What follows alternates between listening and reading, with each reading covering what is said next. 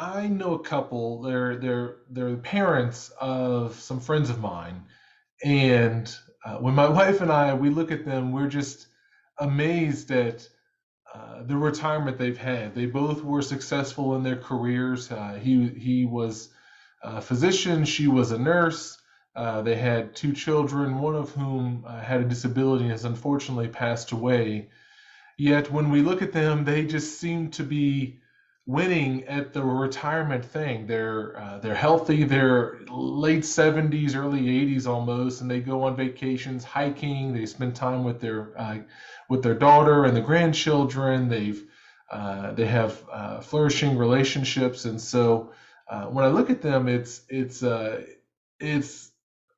cool example of doing retirement right and how to really thrive in retirement because we've all seen retirement go poorly and so much so that there's a lot of people that are afraid to retire because they've seen maybe within their own family or within friends people pass away or people sometimes might seem miserable in retirement and that can be certainly the case. And so you don't necessarily want to have worked and saved and sacrificed your entire life to then in your mid 60s or early 60s or late 60s, whenever you retire, now really um, not have the time that you thought you would.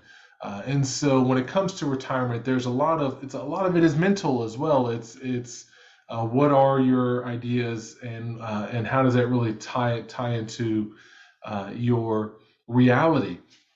And so there's actually been some research. There's a researcher, Dr. Finke, that has done a lot of research on happiness in retirement. And there's three things really that he talks about that helps for happiness in retirement. So number one is health. This is a baseline that everybody really strives for. Now, certainly, health is not always in our control. Sometimes things happen. Unfortunately, cancer strikes, or stroke, or there's any number of things that can happen with your health that can impact certainly your working years and your retirement years. And however, though, if you're preparing to retire, you're starting to get towards retirement, really spending time investing in your health is going to pay off dividends because if you're eating healthy, you're exercising, you feel good about yourself, that helps keep you going and being able to do the things that you want to do in retirement. Not only your physical health, but your mind health too. You want to keep that your mind sharp by keeping it active, keeping it engaged with people, and really trying to have overall health is one of the key factors in being happy and really how to thrive in retirement. The second thing is relationships. We are social beings. And I think that's wired in us to want to be connected with other people, even those of us that are introverted. I'm an introvert. And so being around a lot of people all the time is really draining for me. But at the same time, I long for deep relationships. And I think we all have that deep seated desire to have those relationships. And when it comes to retiring, there's a little bit of bifurcation between men and women. Women, by and large, of course, these are the averages. Now, there's always unique situations, right? But by and large, women are just naturally better at creating relationships, and so they have relationships not only tied to their work, but outside of work and in all these different facets of life. So women are able to maintain those relationships, and that really helps them thrive in retirement. However, men, a lot of times, oftentimes, their relationships are tied to their work.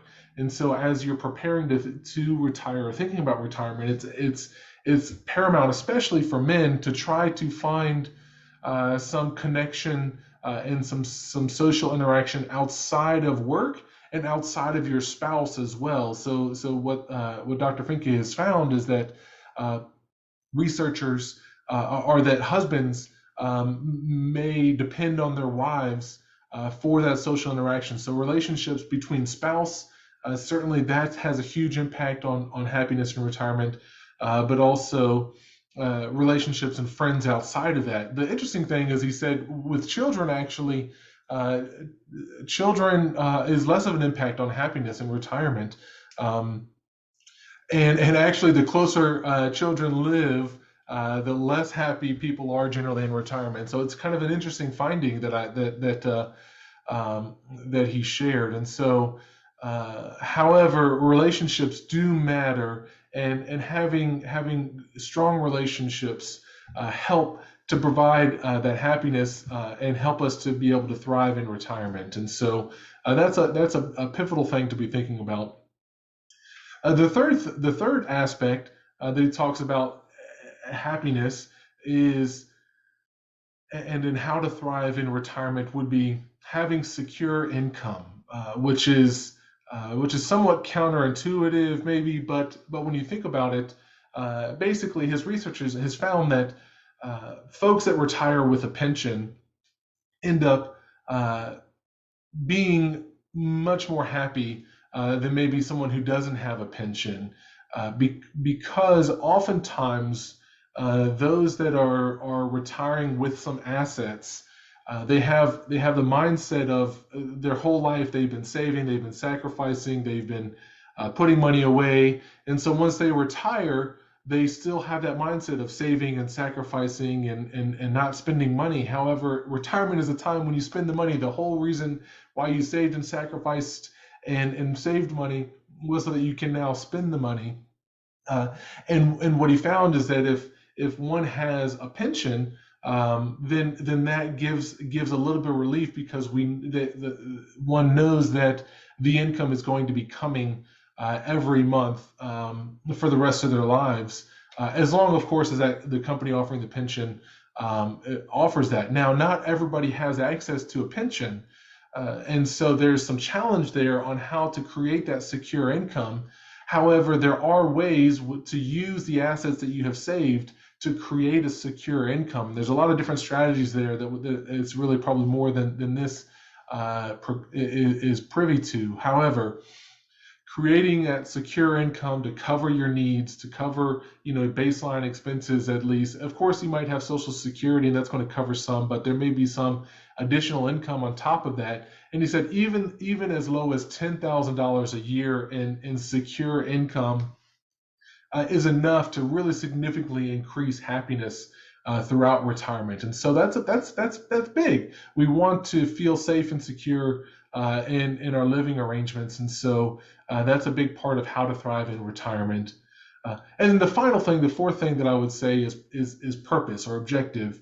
Not necessarily that you want to have goals per se. I mean, you may have some goals when it comes into retirement, but really just having some purpose, some objective, to wake up in the morning. Once you're no longer working, time can kind of just be there, and you have lots of time, and so looking for ways to either help others or help your spouse, or even just spending more time doing what you enjoy, and using your money to do what you enjoy. Maybe that's going to the theater, or maybe it's traveling, maybe it's even buying a vintage car that you can work on, or even just drive around or go to car shows. There's just so many things that people really find pleasure and enjoyment in, and so using your resources to be able to have those fulfilling moments, and whatever that might be for you. Maybe it's serving in a nonprofit or a charity, or at your church or something of that nature. It certainly all helps with keeping your mind sharp, keeping those relationships together, and also really spending the time that you have to enjoy it, because you don't necessarily want to just sit around watching TV all day. Although that ends up being a big portion, they find, of retirement is sitting around watching TV, which TV is great, but at the same time, there's only so much time, and life should be lived, and those that do decide to live it certainly feel better about it as they're going through retirement. So I hope you found that helpful, and I hope that that as you're thinking about retirement planning, thinking about how to thrive in retirement, that will give you some ideas of what that would look like that are outside of the financial realm, but still important to consider.